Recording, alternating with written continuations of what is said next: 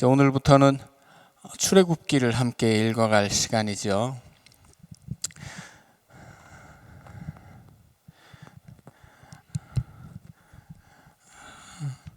출애굽 사건에 대한 이야기를 잠깐 짧게 하고 그리고 출애굽기를 읽어가는 게 좋겠습니다.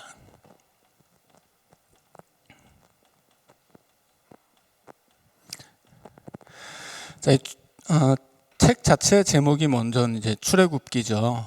그래서 이 출애굽기는 출애굽에 관련된 이야기를 기록한 책이라고 쉽게 얘기할 수 있겠습니다.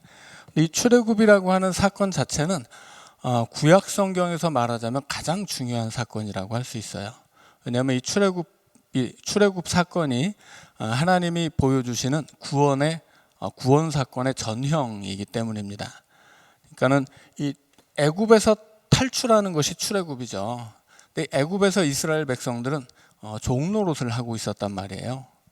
그런데 애굽의 종이었던 사람들을 끄집어내서 이제 하나님의 백성으로 만드는 것이 출애굽 사건이죠.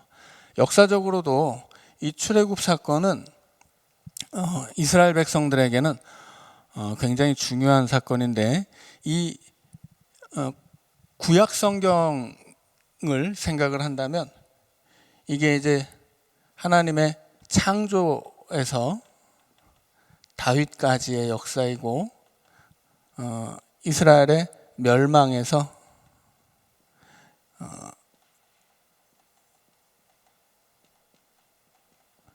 예수님이 메시아로 오시는 역사를 기대하고 있는 이 역사를 말하자면 구약 성경에서는 창조부터 다윗까지 이스라엘이 만들어지고 부흥해가는 역사가 있고 다윗 이후에 바벨론에 의해서 멸망을 당하는 그 멸망을 향해 가는 역사가 있고 멸망 이후에 다시 이스라엘이 세워져가는 역사가 있다는 걸 말씀을 드렸죠. 이게 A라고 한다면 다윗부터 멸망까지의 역사를 B라고 할 수 있고 멸망부터 예수님이 다시 오실 때까지 이스라엘이 세워져가는 역사를 A 다시라고 볼 수 있습니다. 근데 구약 성경의 이스라엘은 이 A 다시의 역사를 살고 있는 거예요. A 다시의 역사를 살면서 A의 역사를 통해 지금 이 A 다시의 역사 속에서 일하고 계시는 우리를 구원하신 하나님에 관한 이야기를 고백하고 있는 거거든요.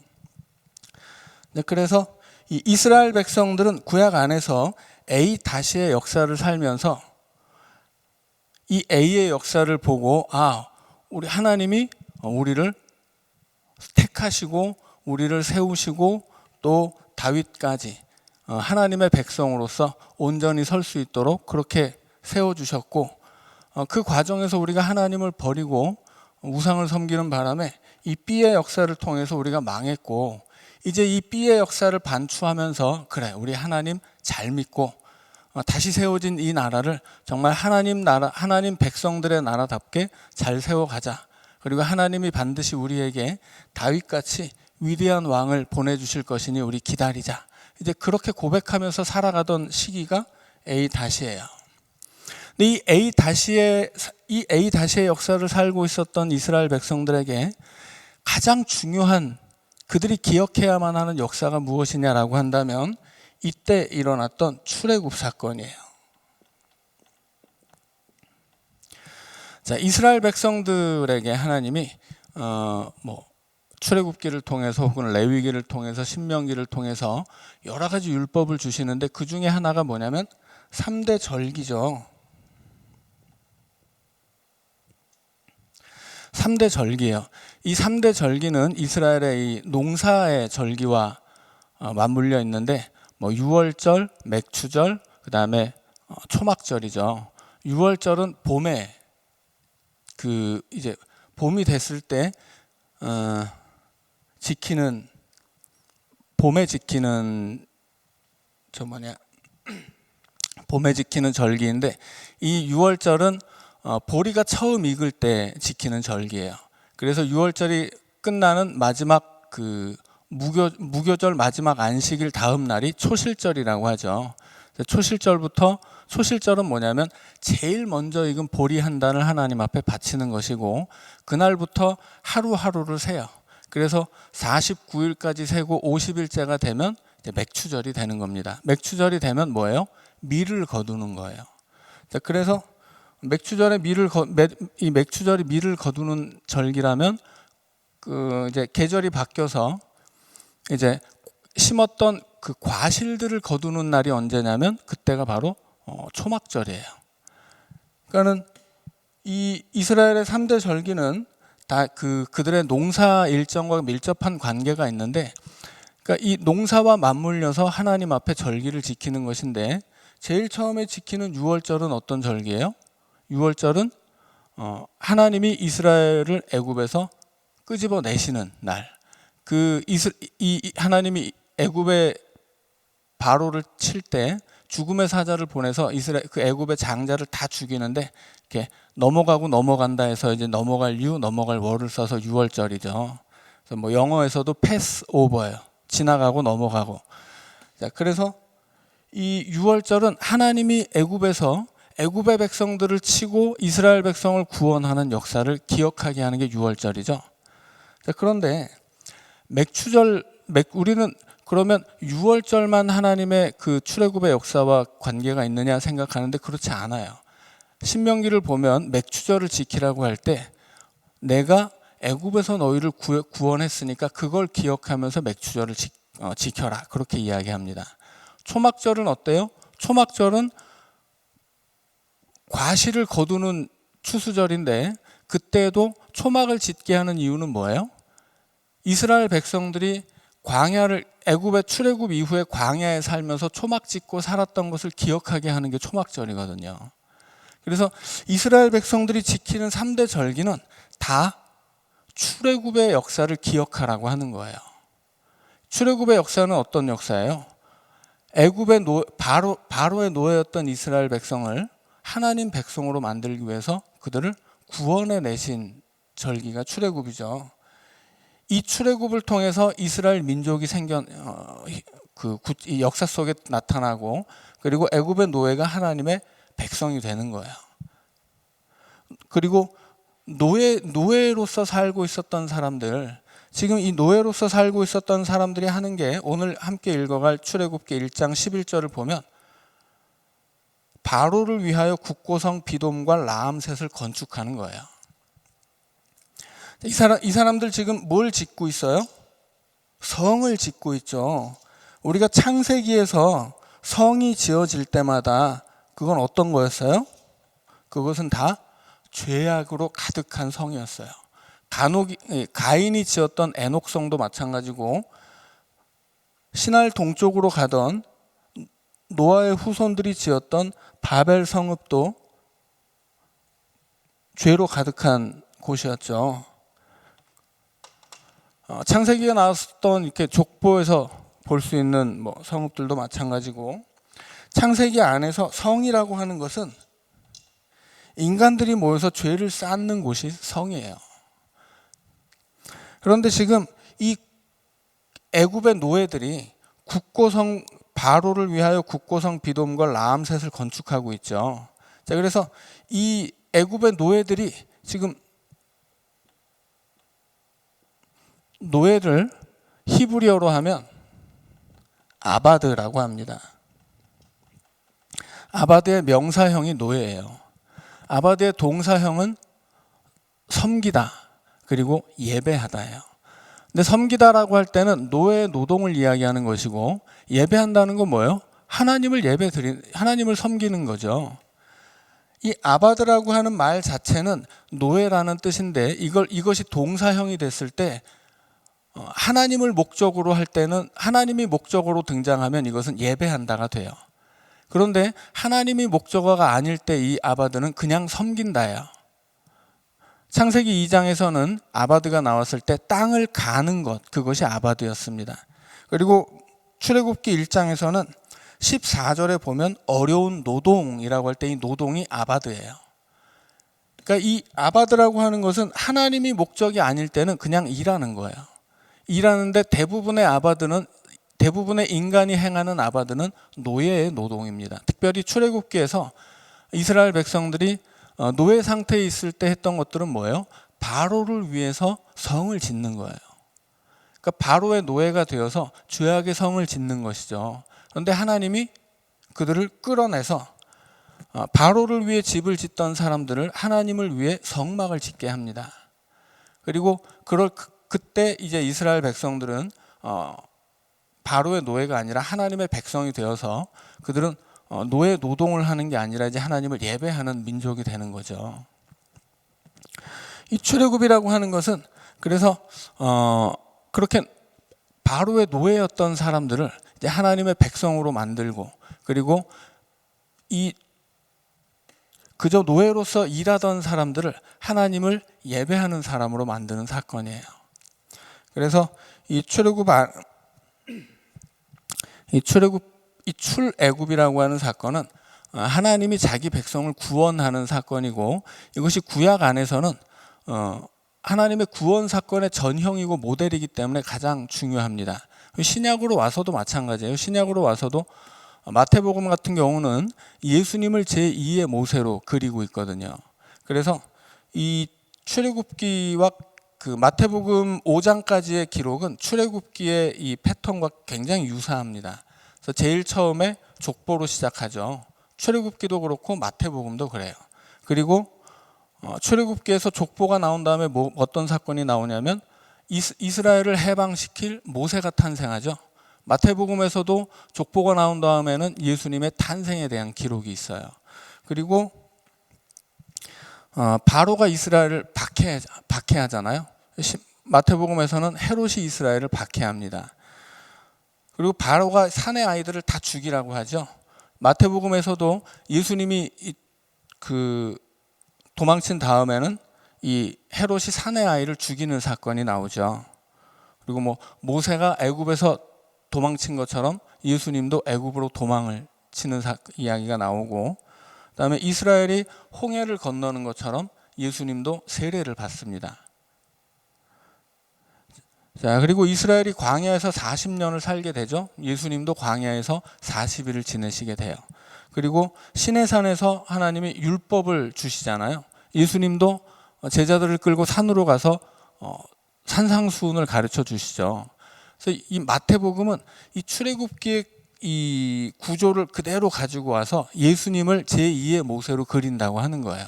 그러니까 이 신약에서도 이 출애굽이라고 하는 사건이 그만큼 중요하다라고 하는 거죠. 그리고 복음서가 예수님을, 요한복음 같은 경우에는 이제 예수님을 유월절 어린 양이다 이렇게 표현하잖아요. 그러니까 출애굽이라고 하는 사건이 이스라엘 안에서 구약뿐만이 아니라 신약 시대에도 또 교회 안에서도 하나님의 구원의 역사의 어떤 전형, 모델로서 기억되고 있었다고 하는 거예요. 그래서 이 출애굽이라고 하는 사건이 이스라엘의 역사 안에서도 대단히 중요한 사건일 뿐 아니라 이 신약에 이르기까지 출애굽이야말로 하나님의 구원의 역사를 상징하는 사건으로서 대단히 중요하다라고 하는 거예요.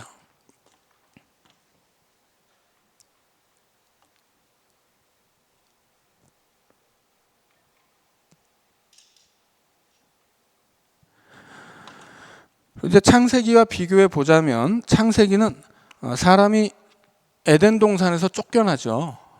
이제 하나님의 말씀을 어기고서 이 에덴 동산에 하나님이 주신 명령이 있었어요. 그런데 그 하나님의 말씀을 어기고 이제 에덴 동산에서 쫓겨나고 하나님을 등지고 떠나가게 되죠. 이제 출애굽기로 오면 하나님이 다시 계명을 주세요. 그건 뭐예요? 이스라엘 백성들이 이 에덴 동산에서 아담과 하와가 어겼던 하나님의 말씀이란 말이에요. 그것을 시내산에서 다시 이스라엘 백성들에게 주고, 그리고 어디로 데려갑니까? 이제 가나안을 향해서 출발하게 하죠. 그러니까 가나안이라고 하는 곳은 하나님이 계신 곳이고 그곳에 하나님이 베풀어 주실 은혜가 있다라고 하는 거예요. 그렇다면 가나안은 창세기에서 사람이 잃어버렸던 에덴 동산이라고 하는 거죠. 이제 하나님이 새로 다시 주시는 말씀을 붙잡고서 하나님이 인도하시는 가나안을 향해 가는 것은 에덴 동산에서 하나님의 말씀을 어기고 하나님을 등지고 떠났던 사람이 다시 하나님의 말씀을 지키기 위해 말씀을 가지고서 이제 하나님이 베풀어 주실 그 은혜의 동산을 회복하기 위해서 출발하는 여정입니다. 그래서 이 내용 자체가 이제 창세기에서부터 출애굽기로 이어지는데, 창세기가 신락원, 이 낙원을 잃어버린 이야기라면 출애굽기서부터는 다시 그 낙원을 회복하는 이야기입니다. 자, 그래서 출애굽기라고 하는 것이 성경 안에서도 대단히 중요한 사건이고, 이것이 의미하는 것이 작지 않다라고 하는 것을 좀 기억하고 이제 출애굽기를 좀 읽어가도록 하겠습니다. 자, 출애굽기 1장 1절부터 읽어가면서 짧게 설명을 해드리도록 하겠습니다. 야곱과 함께 각각 자기 가족을 데리고 애굽에 이른 이스라엘 아들들의 이름은 이러하니 르벤과 시므온과 레위와 유다와 이사갈과 스불론과 베냐민과 단과 납달리와 갓과 아셀이요, 야곱의 허리에서 나온 사람이 모두 70이요 요셉은 애굽에 있었더라. 요셉과 그의 모든 형제와 그 시대의 사람은 다 죽었고 이스라엘 자손은 생육하고 불어나 번성하고 매우 강하여 온 땅에 가득하게 되었더라. 자, 이제 이스라엘 백성들이 애굽으로 건너오게 되는데 최초에는 70명에 지나지 않는 야곱의 일가였습니다. 자, 그런데 7절의 말씀을 보니까 생육하고 번성하여 온 땅에 가득하게 되었습니다. 자, 이것은 창세기 15장에서 하나님이 아브라함에게 주셨던 약속의 결과예요. 그런데 거슬러 올라가면 지금 7절이 말씀하고 있는 것이 창세기 1장 28절에서 하나님이 아담과 하와에게 주셨던 말씀과 똑같습니다. 생육하고 번성하여 온 땅에 가득하라. 이것이 아담과 하와에게 주셨던 말씀이고, 그 뒤로 가면 9장 1절에서 노아와 노아의 자손들에게 주셨던 말씀이기도 해요. 생육하고 번성하고 온 땅에 가득하라. 자, 그리고 이 15장으로 가면 아브라함에게 주셨던 약속이 있었고, 그 약속은 이제 두 가지인데, 하나는 자손의 약속, 다른 하나는 땅의 약속이죠. 출애굽기로 넘어오니까 아브라함에게 창세기 15장에서 주셨던 자손의 약속이 이루어졌는데, 이 자손의 약속은 거슬러 올라가 보니까 아담과 하와에게 주셨던 복, 그리고 9장으로 가면 노아와 그의 자손들에게 주셨던 복이라고 하는 거예요. 그렇다면 결국은 아브라함에게 주셨던 약속도 하나님이 아담과 혹은 노아 그들에게 주셨던 그 복의 약속이라고 하는 거죠. 자, 그래서 하나님이 주시는, 태초에 하나님이 에덴 동산에서 아담과 하와에게 주셨던 복, 그것이 노아와 그의 자손들에게 이어지고, 그리고 그것이 뒤로 가면 아브라함에게 이어지고, 그리고 그 복이 약속으로서 이제 이스라엘 백성들에게 주어진다라고 하는 것을 이제 알 수 있다라는 말씀입니다. 그래서 여기서 생육하고 번성하고 온 땅에 가득했다라고 하는 것은 창세기 1장에서부터 쭉 이어져 오는 일관된 하나님의 복이고 약속이었다라고 하는 것을 우리가 알아야 되겠습니다. 자, 8절부터 읽습니다.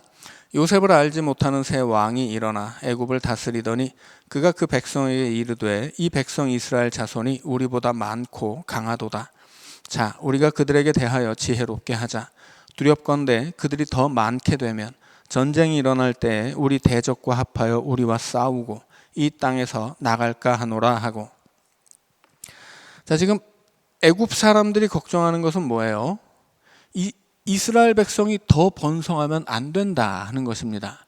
왜 안 되냐면 더 번성하면 이 사람들이 떠나기 때문이죠. 그래서 지금 애굽 사람들이 계획하는 건 뭐예요? 애굽 땅에서 나가지 못하게 하자 이거죠.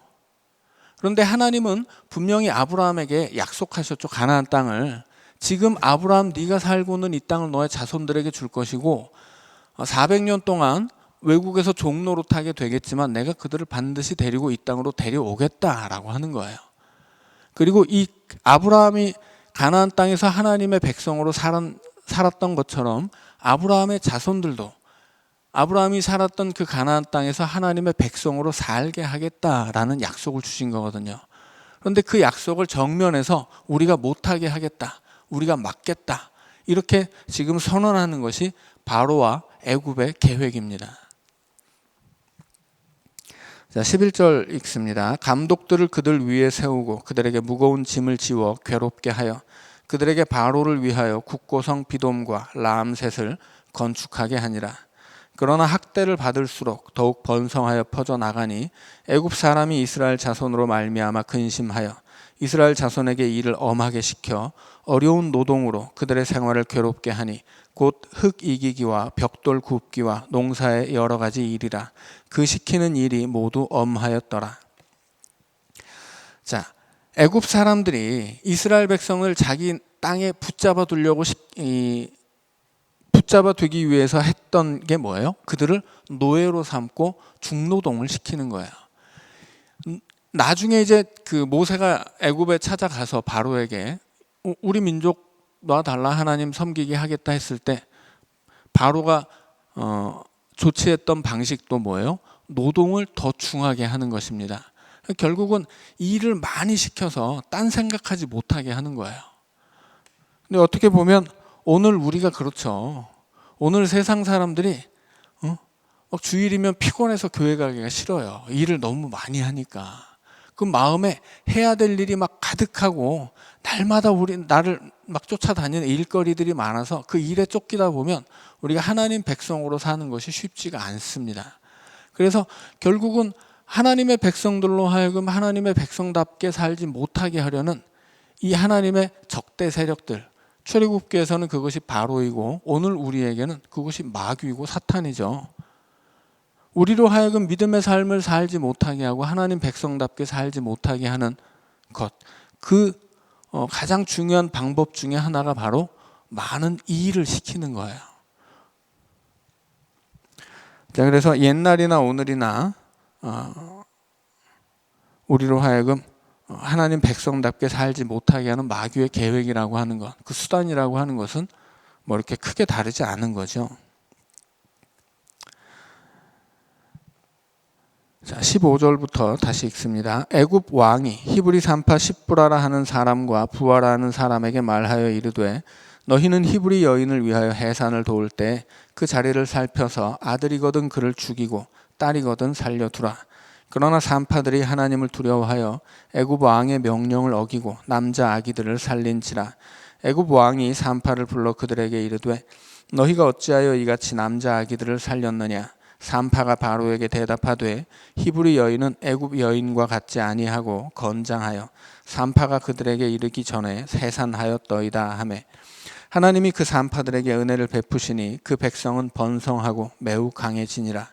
그 산파들은 하나님을 경외하였으므로 하나님이 그들의 집안을 흥왕하게 하신지라. 그러므로 바로가 그의 모든 백성에게 명령하여 이르되 아들이 태어나거든 너희는 그를 나일강에 던지고 딸이거든 살려두라 하였더라. 자, 이제 점점 이 바로의 방법이 극단으로 치닫게 됩니다. 처음에는 멀쩡히 이 애굽의 백성으로 살던 사람들을 노예로 만들죠. 자, 그 다음에는 중노동을 시켜요. 그리고 그렇게 했음에도 불구하고 계속 이스라엘 백성들이 번성하니까 이번에는 산파들을 회유해서 아들이 태어나면 죽여라, 이렇게 이제 명령을 내립니다. 여기서 이제 십부라와 부하가 나오지만 이 사람들이 이스라엘 백성들을 다 책임지고 있었던 산파들은 아니죠. 이 사람들은 그냥 대표자일 뿐이고 이 십부라와 부하와 같은 산파들이 수도 없었을 거예요. 그래서 이스라엘 백성들이 아기를 낳으면 아들이면은 죽이고 딸이면 살려둬라, 이렇게 명령을 내렸는데 이 되지 않았던 거죠. 여전히 하나님의 백성들은 번성합니다. 왜 번성해요? 번식력이 강해서 번성합니까? 그렇지 않죠. 이스라엘 백성들이 번식력이 아주 대단했다 이런 얘기를 하는 게 아니에요. 왜냐하면 이스라엘이 번성하고 그렇게 땅에 가득하게 되는 것은 하나님의 약속의 성취이기 때문입니다. 여튼 바로가 아무리 그 억압하고 박해를 해도 하나님이 계획하신 일은 무조건 성취된다라고 하는 거예요. 그걸 이야기하는 거죠. 그리고 하나님의 계획이 성취되기 위해서는 그 하나님의 계획에 협력하고 순종하는, 하나님을 경외하는 하나님의 백성들이 필요한 거예요. 그것이 여기서는 십부라와 부하이고, 이제 2장으로 넘어가면 그런 사람으로 이제 모세가 태어나게 되죠. 그리고 더 나아가면 결국은 이 죄악으로 가득한 세상 속에서 하나님의 도구가 되어서 세상을 향해 일해야 될 민족으로서 이스라엘 백성들이 택함을 받게 되는 것입니다.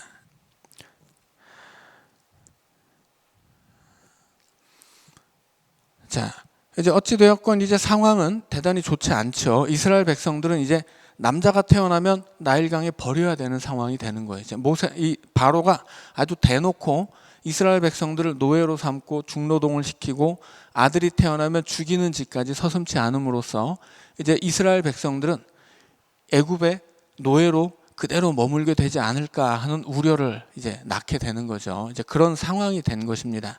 그리고 그런 상황 속에서 이제 모세가 태어나는 이야기가 2장에 있습니다. 자, 그런데 이제 우리가 이 이야기 속에서 알아야 되는 것이 있어요.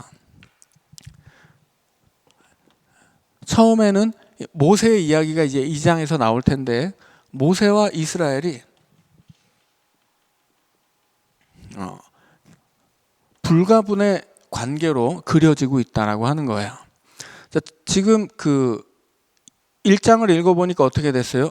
이스라엘이 애굽의 노예가 됐죠. 그리고 이스라엘의 자손들이 이제 애굽에서 태어날 때는 애굽의 노예로 태어나게 되는 겁니다. 근데 2장으로 가면 모세 역시도 애굽의 노예로 태어나게 돼요. 자, 그리고 1장에서 사내 아이가 태어나면 죽이라는 명령이 내려지죠. 그래서 누구든지 이스라엘 자손 중에 아이가 태어나면, 사내가 태어나면 죽게 되는 거예요. 모세가 태어났을 때도 마찬가지이죠. 그리고 모세가 태어나자마자 2장을 보면 이 시련을 당하죠. 어떤 시련이냐면 나일강에 버려지고 거기서 구원받는 시련이에요. 자, 그런데 이 출애굽기를 쭉 읽어가면 14장으로 가면 이스라엘 백성들도 물에서 시련을 받아요.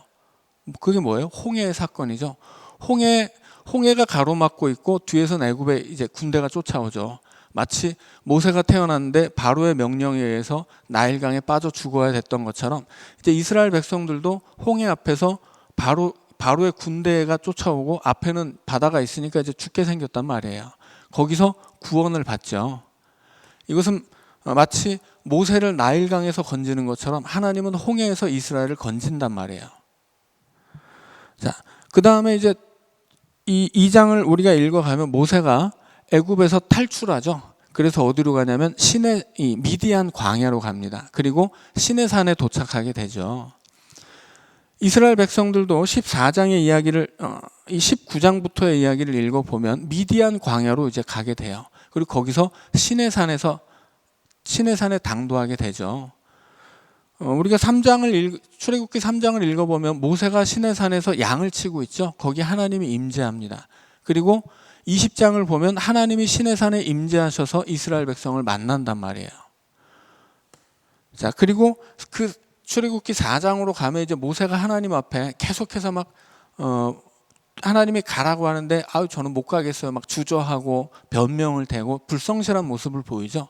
그러나 하나님은 계속해서 모세 앞에 신실한 모습으로 나타나신단 말이에요. 마찬가지로 이 20장에서 이제 시내산에서 이스라엘 백성을 만나신 하나님도 이스라엘 백성 앞에 계속 신실한 모습을 보이세요. 그러나 이스라엘 백성은 어때요?